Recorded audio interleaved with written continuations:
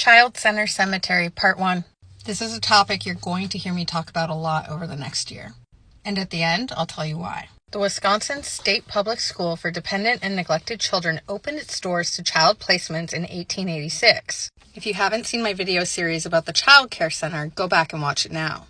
Various epidemics plagued the school. Diseases such as influenza, tuberculosis, polio, diphtheria, and even measles spread through the center quickly due to overcrowding.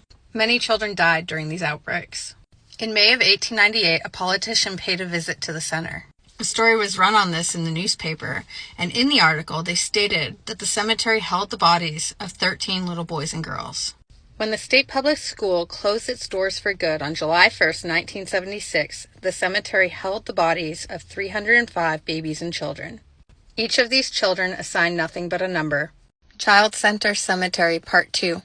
In 1947, the city of Sparta purchased a golf course known as the Sparta Municipal Golf Course near the Child Care Center.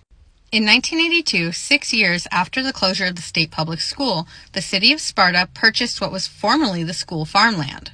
This purchase was made in order to expand the golf course. The golf course had to be built around the cemetery, and part of the deal was that the golf course would maintain the cemetery grounds, but this only included mowing. The golf clubhouse now sits where the old farmhouse used to.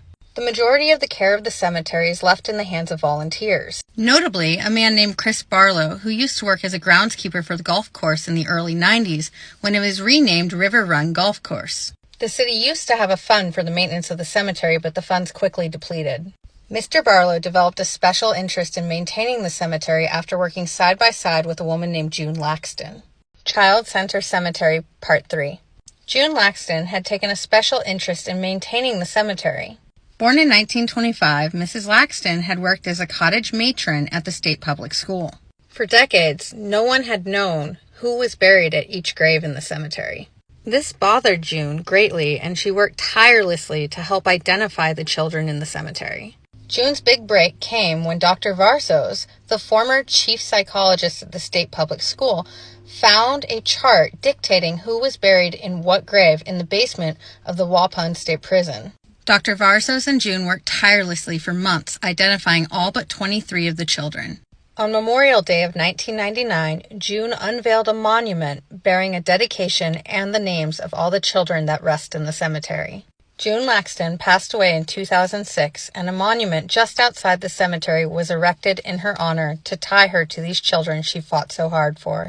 Child Center Cemetery, Part 4. So why did these kids only have numbers? Why weren't their names on their tombstones?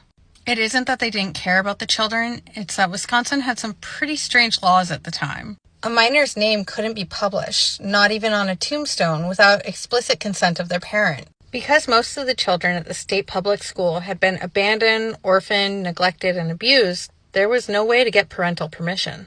Because of this law, nothing was known about the children in this cemetery except the order in which they were buried until 1999. June Laxton was able to uncover the names of all but 23 children buried in the cemetery in 1999. But are names really enough?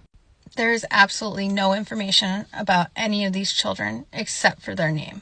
No one knows who their parents were, how they ended up at the child care center, what their birthday was, when they died, how they died. No one knows anything.